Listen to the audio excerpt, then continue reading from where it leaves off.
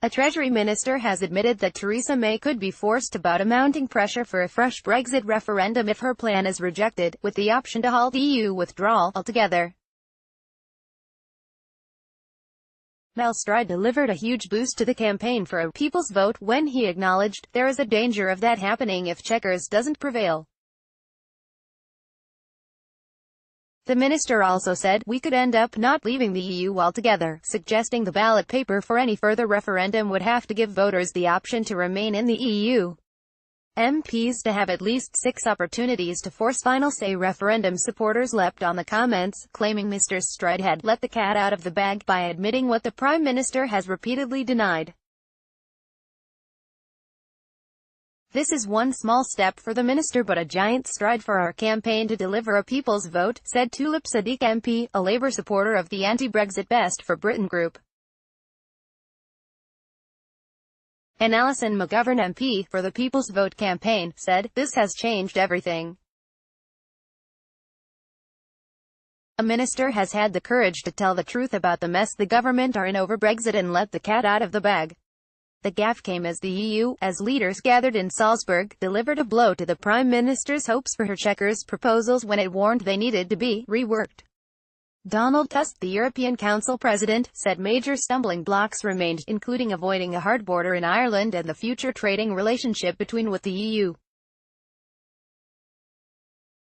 A young protester shouts as she takes part in the People's Vote demonstration against Brexit. A protesters pro-EU t-shirt, Gina Miller and Caroline Lucas. Tens of thousands of people march through London. Demonstrators at the People's Vote march. 2 months too young to decide on my future. A young girl joins in the march. An EU flag is draped across the statue of Winston Churchill in Parliament Square. Vince Cable MP, pro-EU campaigner Gina Miller, Tony Robinson and Caroline Lucas MP join with crowds. Crowds gather on Pall Mall. A man resembling Britain's Foreign Secretary Boris Johnson joins EU supporters. People gather in Trafalgar Square. Pro-EU campaigner Gina Miller and Tony Robinson. EU supporters, calling on the government to give Britons a vote on the final Brexit deal, participate in the People's Vote march. A young protester shouts as she takes part in the People's Vote demonstration against Brexit. A protesters pro-EU t-shirt, Gina Miller and Caroline Lucas. Tens of thousands of people march through London. Demonstrators at the People's Vote march. 2 months too young to decide on my future. A young girl joins in the march. An EU flag is draped across the statue of Winston Churchill in Parliament Square. Vince Cable MP, pro-EU campaigner Gina Miller, Tony Robinson and Caroline Lucas MP join with crowds. Crowds gather on Pall Mall. A man resembling Britain's Foreign Secretary Boris Johnson joins EU supporters. People gather in Trafalgar Square. Pro-EU campaigner Gina Miller and Tony Robinson. EU supporters, calling on the government to give Britons a vote on the final Brexit deal, participate in the People's Vote march. Today there is perhaps more hope, but there is surely less and less time, he warned, as he confirmed he would propose a mid-November summit to try to break the deadlock.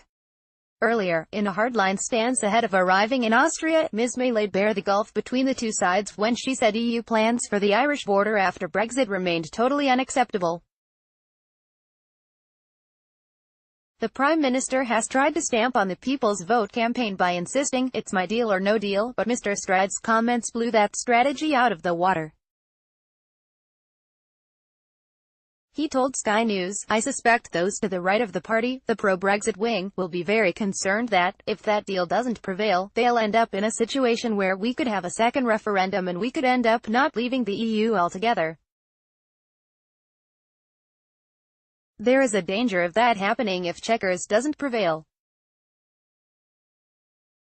The comments made Mr. Stride the first government minister to admit that a fresh Brexit referendum is on the cards, if the Prime Minister's deal is thrown out. They appeared to be an attempt to put pressure on pro-Brexit Tories to accept the Chequers proposals, or risk seeing their dream of leaving the EU disappear completely.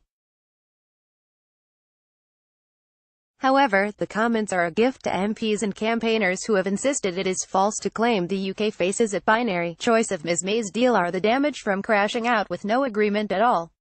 Furthermore, they were a huge embarrassment to Ms. May ahead of her landing in Salzburg and her attempt to ram home the message that the EU must compromise to avoid a no-deal.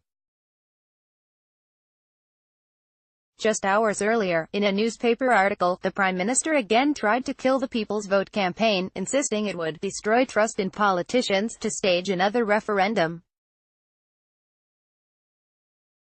The Independent has launched its Final Say campaign, to give the British people the crucial decision on any Brexit deal, which is supported by more than 810,000 people who have signed our petition.